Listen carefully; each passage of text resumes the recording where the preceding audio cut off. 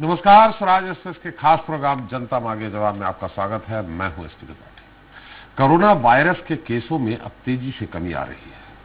प्रतिदिन मिलने वाले संक्रमण के नए मामले 1.25 लाख के करीब आ गए हैं, जबकि मौतों की संख्या 2800 के नीचे चली गई है। तो वहीं ठीक होने वाले मरीजों की संख्या 2.5 लाख से ज्यादा है। ये आंकड़े बता रहे हैं कि कोरोना की दूसरी लहर कमजोर पड़ रही है। ऐसे में कई राज्य पाबंदियों में अब छूट भी दे रहे हैं। मध्य प्रदेश और छत्तीसगढ़ की बात करें तो ये दोनों ही राज्य अनलॉक मोड में आ गए हैं। 1 जून से नई गाइडलाइन के तहत काफी कुछ छूट दी गई है, जिसके चलते लंबे समय बाद सड़कों पर चहल पहल है। दुकानें और दफ्तर भी खुल गए हैं, लेकिन इस बीच सबको इस बात की भी चिंता सता रही है कि अनलॉक से जनजीवन पटरी पर लौटने के बजाय कहीं और भी बड़ी आफत तो नहीं आ जाएगी।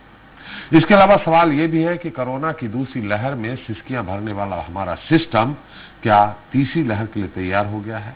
अगर नहीं हुआ है तो और कितना वक्त लगेगा? आज इसका भी हम जवाब जानने की कोशिश करेंगे। जनता मांगे जवाब के आज के मुद्दे अनलॉक, राइट और रॉन्ग।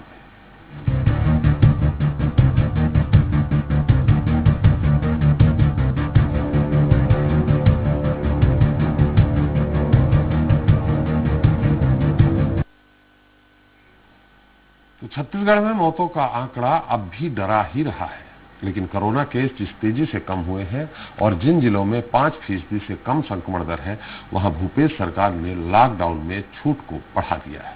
प्रदेश के तमाम जिलों में सभी दुकानें और बाजार सुबह अपने निर्धारित समय पर खुलेंगे और शाम 6 बजे तक बंद हो जाएंगे। वहीं होटल, रेस्टोरेंट, क्लब और बार को रात 10 बजे तक खोलने की अनुमति दी गई है। हालांकि इस बीच डर इस बात को लेकर ज्यादा है कि कहीं ये छूट भारी न पड़ जाए। दरअसल छत्तीसगढ़ में अभी भी 35,000 के करीब एक्टिव केस है। ऐसे में लॉकडाउन में छूट देना सही है या गलत, इसे लेकर चर्चा शुरू करें। उसके पहले देख लेते हैं एक रिपोर्ट।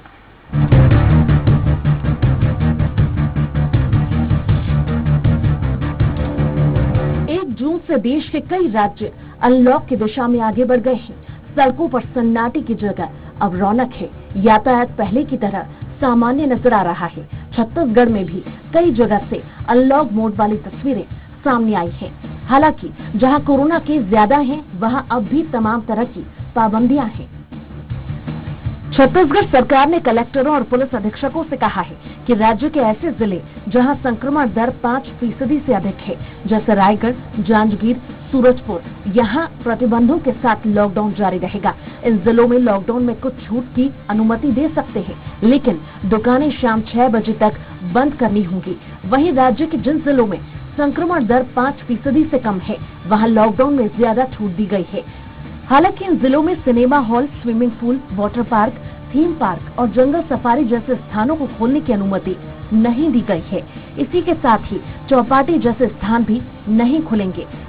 वहीं रविवार को पूरे प्रदेश में टोटल लॉकडाउन रहेगा। नई गाइडलाइन के मुताबिक जिलों में सभी सरकारी कार्यालय खुलेंगे, जहां अधिकारी वर्ग की पूर्ण उपस्थिति होगी, जबकि कर्मचारियों की 50% उपस्थिति होगी। इतना ही नहीं, छत्तीसगढ़ में संक्रमण को कम करने के लिए सभी जिलों में ऑनलाइन ऑर्डर और होम डिलीवरी को प्रोत्साहित किया जाएगा। इस दौरान सभी जिलों में धारा 144 जारी रहेगी। साथ ही राज्य में सामाजिक, सांस्कृतिक, धार्मिक और खेलकूद और राजनीतिक जुलूसों, संगठनों और सभाओं पर प्रतिबंध जारी रहेगा। छत्तीसगढ़ में लॉकडाउन में छूट बहुत ज्यादा नहीं मिली है, लेकिन इसे लेकर सियासत जमकर हो रही है। कांग्रेस और बीजेपी दोनों ही दल एक दूसरे पर वार करने में कोई कोर कसर नहीं छोड़ रहे। पूरे देश में लॉकडाउन से जुड़े हुए फैसले, कौन सी दुकान खुलेगी, क्या नाम्स होंगे, क्या गाइडलाइन होगी, ये फैसले केंद्र सरकार के निर्देश पे किए जाते हैं, क्योंकि आपदा प्रबंधन कानून लागू है। तो जितना खोला उसको संभाल नहीं पा रहे हैं, फिर बिना तैयारी के आप पूरे प्रदेश को अनलॉक करने जा रहे हैं। यह आपका निर्णय प्रदेश की जनता के लिए जानलेवा साबित न हो जाए, बहुत खतरनाक साबित ना हो, ऐसी प्रार्थना मैं करता हूं। लेकिन छत्तीसगढ़ की सरकार की तैयारी नहीं है और वो प्रदेश को अनलॉक कर रही है। एक्सपर्ट कोरोना की तीसरी लहर की चेतावनी दे रहे हैं। वहीं छत्तीसगढ़ कोरोना की दूसरी लहर से अभी तक पूरी तरह नहीं उबर पाया है। ऐसे में प्रदेश में इस तरह से लॉकडाउन में छूट देना कहीं तीसरी लहर को आमंत्रण देना तो नहीं है। ये सवाल भी जनता के जहन में उठ रहा है। Bureau report, Swaraj express. तो छत्तीसगढ़ में कोरोना से कुछ राहत के बीच अनलॉक सही या गलत, इस पर चर्चा करने के लिए हमारे साथ जुड़ गए हैं कांग्रेस प्रवक्ता सुरेंद्र वर्मा जी। जल्द ही हमारे साथ जुड़ेंगे।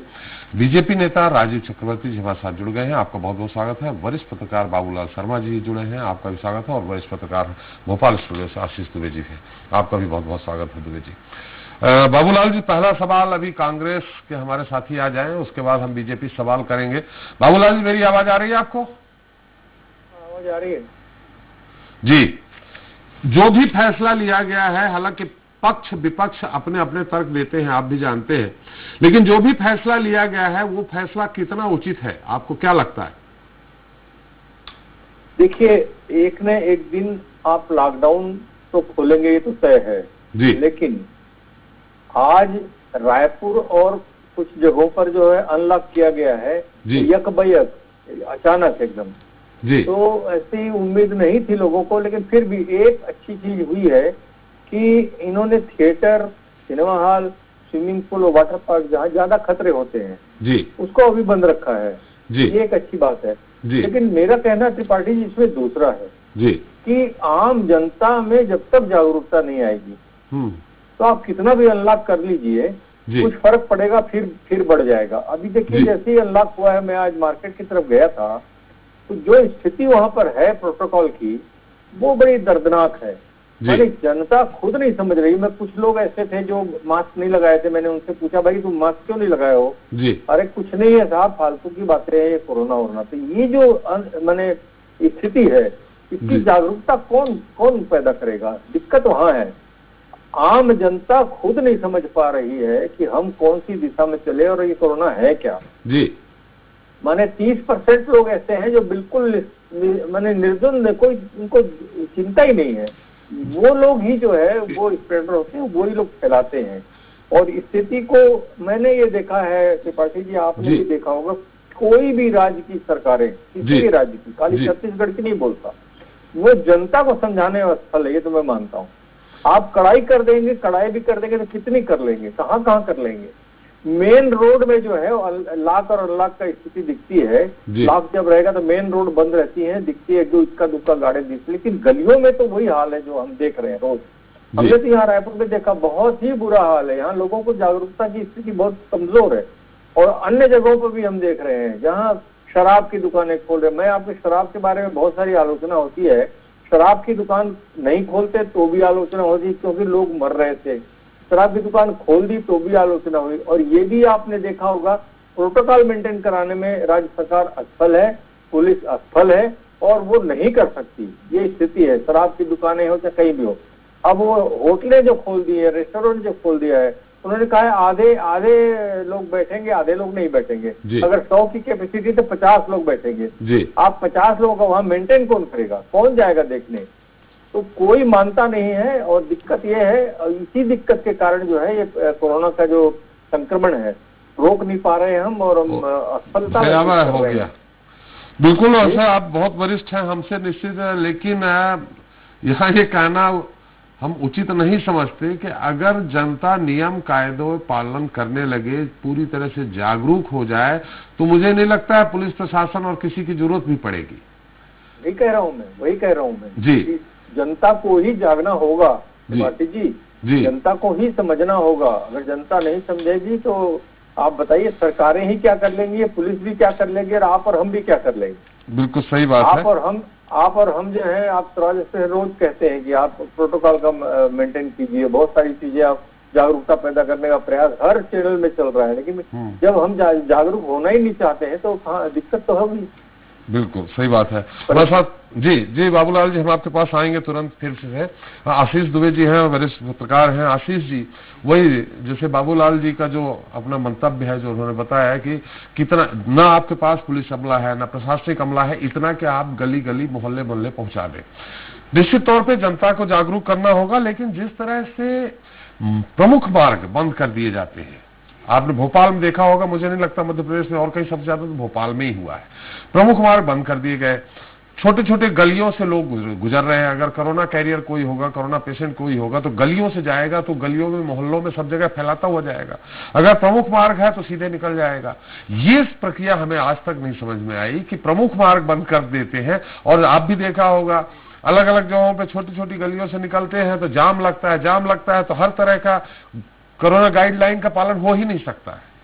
क्या समझते हैं आप? सही बात है, ये पुलिस का ये और प्रशासन का थोड़ा सा अतिरेक है, और इसमें साफ चीजें भी समझ में आती हैं कि व्यवहारिकता से थोड़े से दूर है अधिकारी। वो जो चीजें जो जरूरत है, जो मोडस ऑपरेंडी अपनाना चाहिए, वो उसमें चूकते हैं हमेशा। अभी जो हुआ है बड़े शहरों में, भोपाल में भी सबने देखा है कि जिस तरह की बैरिकेडिंग की गई है। मैंने और जगह पता किया था, जी हाँ, बाकी जगह नहीं, भोपाल में सबसे ज्यादा, इंदौर में।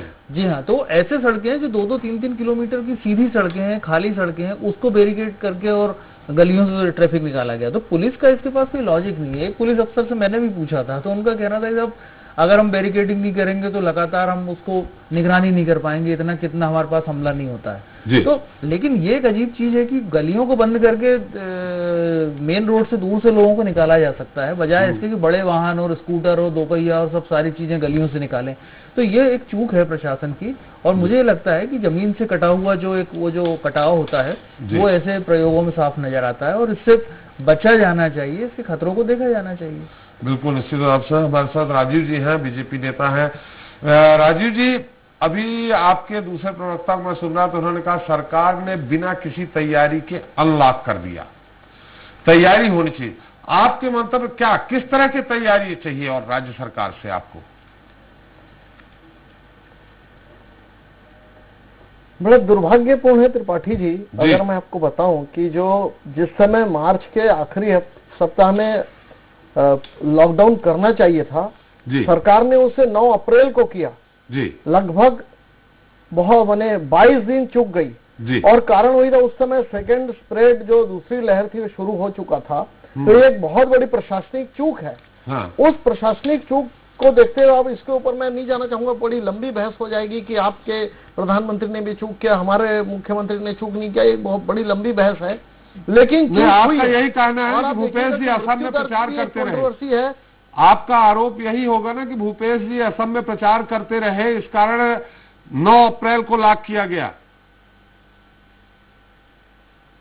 जी, और करना चाहिए था ये मार्च के प्रथम सप्ताह में, लेकिन देर कर दी साहब आते आते। और जब ऐसी देर हुई कि निरीह लोगों की मृत्यु हो गई, जवान लोगों की मृत्यु हो गई, और जो ऑक्सीजन के चाहे ऑक्सीजन की कमी हो गई, और डॉक्टरों की कमी हो गई, और सारा सिस्टम उलट पलट गया, शमशान में लाइन लग गई। केवल यूपी को दिखाया जाता है, छत्तीसगढ़ को भी अगर दिखाया जाता तो बहुत भयावह स्थिति थी। और आज भी अगर हम उस बात से नहीं चेते हैं, और त्रिपाठी जी एक सबसे बड़ी बात मैं कहना चाहता हूं, यहां पर ऐसा सिस्टम है कि प्रशासन के लोग, शासन प्रशासन के लोग हर चीज को अपने ऊपर लेना चाहते हैं। यहां पर बहुत सारे गैर सरकारी संगठन हैं, एनजीओ है, समाज लोग हैं, बहुत सारे समाज के लोग हैं जो सरकार के पैरेलल कोविड सेंटर चलाए।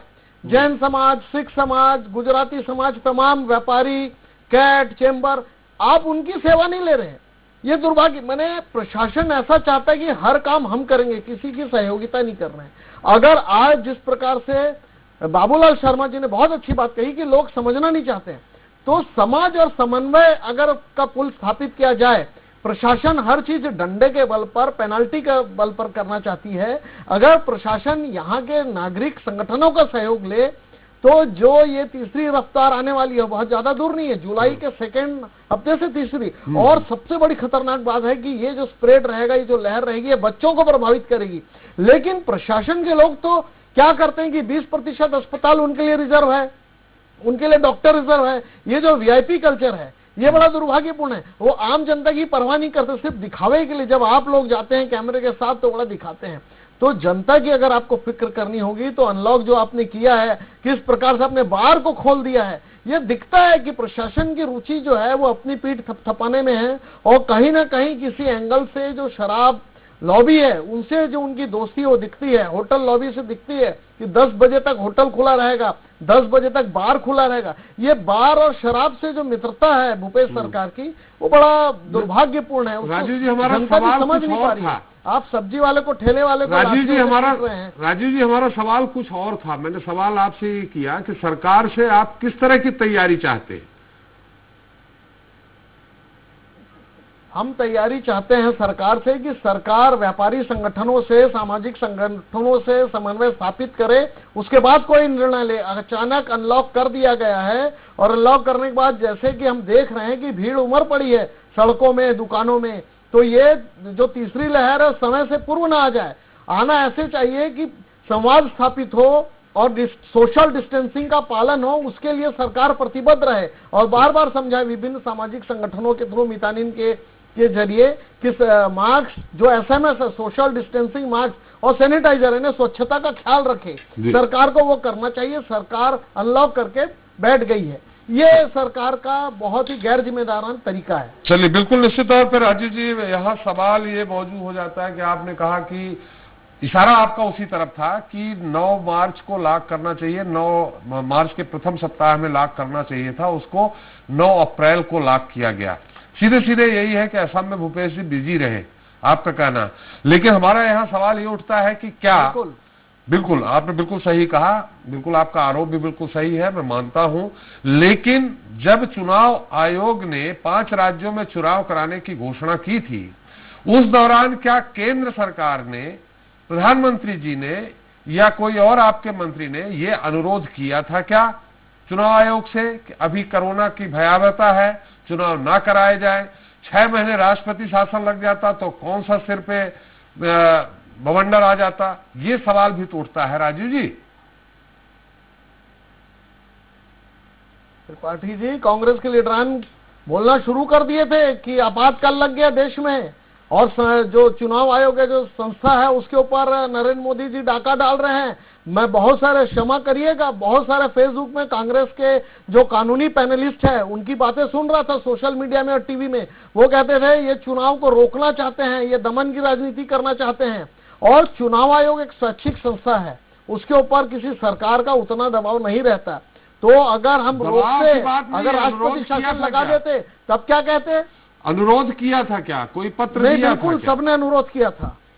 नहीं, ये बिल्कुल तो सभी अपने अपने दल से किए थे कि चुनाव आयोग संज्ञान ले, क्या चुनाव कराना भी उचित होगा कि नहीं होगा। लेकिन बात आ गई थी कि आप चुनाव नहीं कराकर अपना हिटलर शाही करना चाहते हैं। मैं यहाँ कम से कम छत्तीसगढ़ के 16 ऐसे नेताओं को जानता हूं जो कांग्रेस पार्टी से जुड़े हैं और वो आरोप टैग कर रहे थे कि आपातकाल लग रहा है, देश का जो संविधान है वो खतरे में है, चुनाव समय पर नहीं होंगे, ये बहानेबाजी है। चलिए, तो देखिए चुनाव को समय पर करवा दिया गया। बाबूलाल जी से और आशीष, इसमें कहीं लोकतंत्र की हत्या नहीं हुई है। चलिए, बाबूलाल जी से इस पर ले लेंगे। लेकिन सुरेंद्र जी, एक जो अभी तक राजीव जी ने कहा, एक बड़ा आरोप जो मुझे समझ में आया, जो आरोप लगा रहे हैं वो एक ये लगा रहे हैं कि शराब लाबी, होटल लाबी से सरकार की मित्रता है, एक।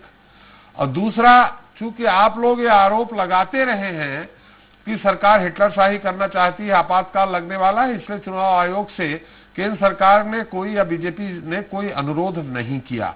तो पहला सवाल तो यही है कि बिना तैयारी के आपने, जैसा उन्होंने कहा कि सामाजिक संगठनों से, व्यापारियों से, सबसे अलग अलग चर्चा करनी चाहिए, तो जागरूकता अभियान अगर लाते तो निश्चित तौर पे बाबूलाल जी ने कहा जागरूकता अभियान के तहत अगर आम आदमी, ज्यादा नहीं 10 से 15% लोग ही इसको फॉलो करने लगते, इसको आगे लोगों को बताते, तो संभवतः ये स्थिति नहीं होती। दूसरा, अनलॉक में रेस्टोरेंट, बार ये रात 10 बजे तक खुले रहेंगे, बाकी 6 बजे तक बंद हो जाएंगे, ये राजीव जी का आरोप है।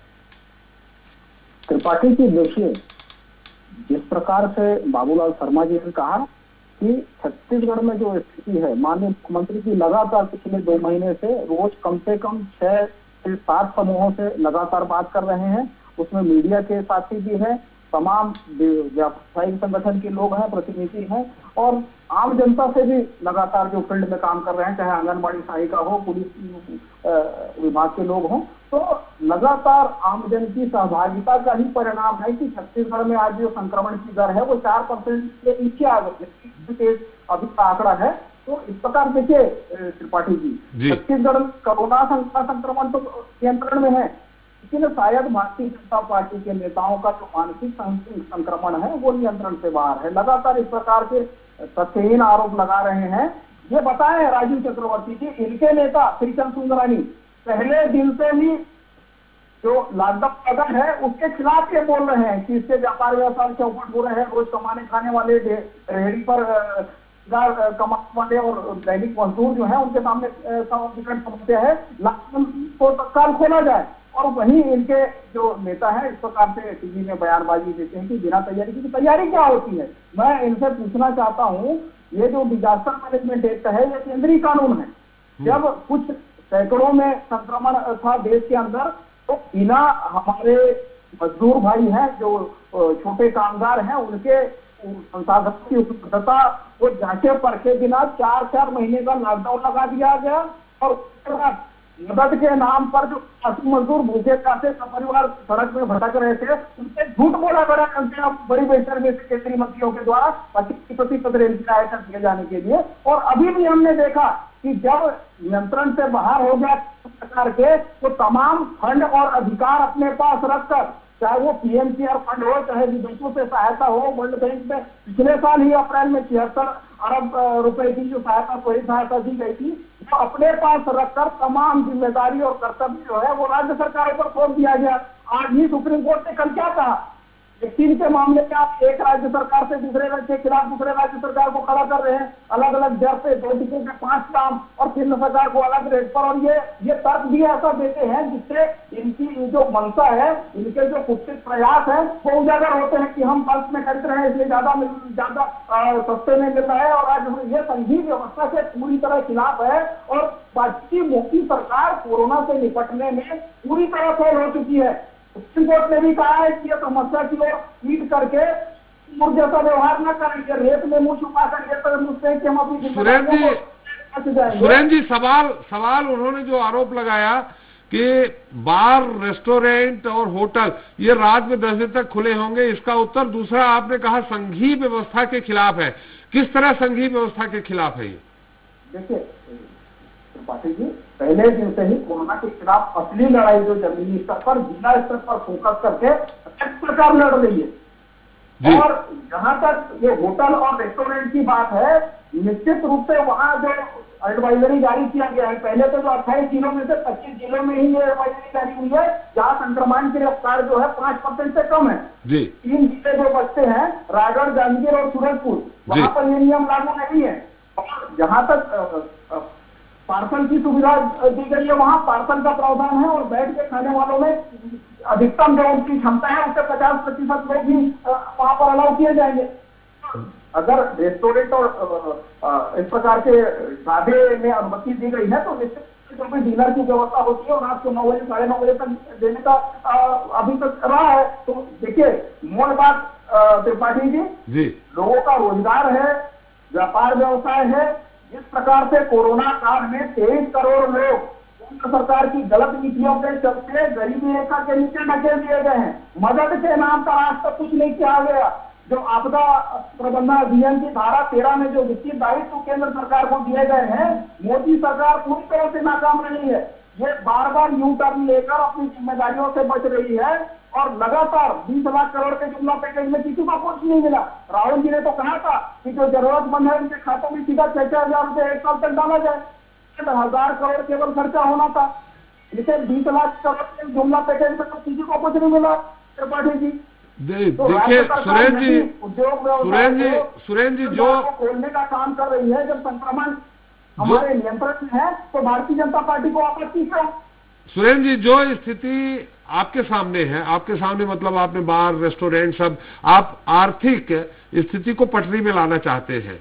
बार, रेस्टोरेंट इन सब में टैक्सेस मिलते हैं, सरकार की आमदनी होती है, राजस्व मिलता है। ऐसी स्थिति में आप भी परेशान हैं। आर्थिक स्थिति में केंद्र सरकार की भी यही स्थिति है। आप बोल रहे हैं, राहुल जी ने कहा सबके उसमें 6-6 हजार रुपए डाल दो। केंद्र सरकार के पास क्या इतना फंड है? होता तो क्यों नहीं डाल देते? बिल्कुल त्रिपाठी जी, इस पर मैं स्पष्ट करना चाहूंगा जी। जो देश का जीडीपी है जी, कुल जीडीपी सेंट्रल का जी 20 लाख करोड़ से अधिक का है जी। 20,000 करोड़ उसी का 10% मोदी जी ने कहा था कि हम सीधे तौर पर मदद करेंगे। लेकिन इन जुमला उसकी असलियत यह है कि वित्तीय संस्थानों से लोन मेला बताकर उसको आपदा राहत का नाम दे दिया। तो इनकी अगर नियत होती, संघीय व्यवस्था है त्रिपाठी जी, देश के ज्यादातर संसाधन केंद्र के पास में है और निश्चित रूप से केंद्र उस स्थिति में है। यदि इनकी नियत होती है, एक और आंकड़ा मैं बताना चाहूंगा त्रिपाठी जी, थोड़ा संक्षेप में। देश में 90% लोगों की आय घटी है। रानी और अम्बानी ऐसे हैं, इनके पूंजीपति मित्र जो दुनिया के उद्योगपतियों को, दुनिया के पूंजीपतियों को पीछे छोड़कर प्रतिदिन आय के मामले में नंबर 1 और नंबर 2 हो गए हैं। तो निश्चित रूप से पूरी नीतियां और पूरा आपदा राहत जो है वो अपने चंद पूंजीपति मित्रों को ऑक्सिट करने में लगा रहे हैं। चलिए, नियत आम जनता को राहत देने की बिल्कुल नहीं है। सुरेंद्र जी एक बार इनको सुन लेते हैं। राजीव जी क्या आपका उत्तर है? देखिए सवाल जैसा आपने कहा कि बार रेस्टोरेंट इनकी मित्रता है, राजस्व के लिए ही आप लोगों ने भी, आपके समय भी शराबबंदी की बात उठती रही है, लेकिन आपने शराबबंदी नहीं की। कांग्रेस का ये अलग वो है कि उन्होंने घोषणा पत्र में कह दिया, इसलिए आप लोग शराबबंदी का एक मुद्दा बना लिए। अगर राजस्व नहीं मिलेगा सरकार को तो कैसे व्यवस्था कर पाएंगे, बाकी चीजें कैसे व्यवस्थित करेंगे? पैसा होगा तभी तो सब कुछ होगा। राजीव जी देखिए, बिहार तो जी, त्रिपाठी जी देखिए, राजस्व के दूसरे भी मामले हैं। राजस्व यहाँ कच्चे जो खनिज संपदा है वहां से जितना आता है, अगर छत्तीसगढ़ में पूर्ण शराबबंदी हो जाए तो भी कोई दिक्कत नहीं है। नहीं तो फिर आप लोगों ने क्यों नहीं जो की? लॉबी है, जो शराब रमन सरकार ने क्यों नहीं की?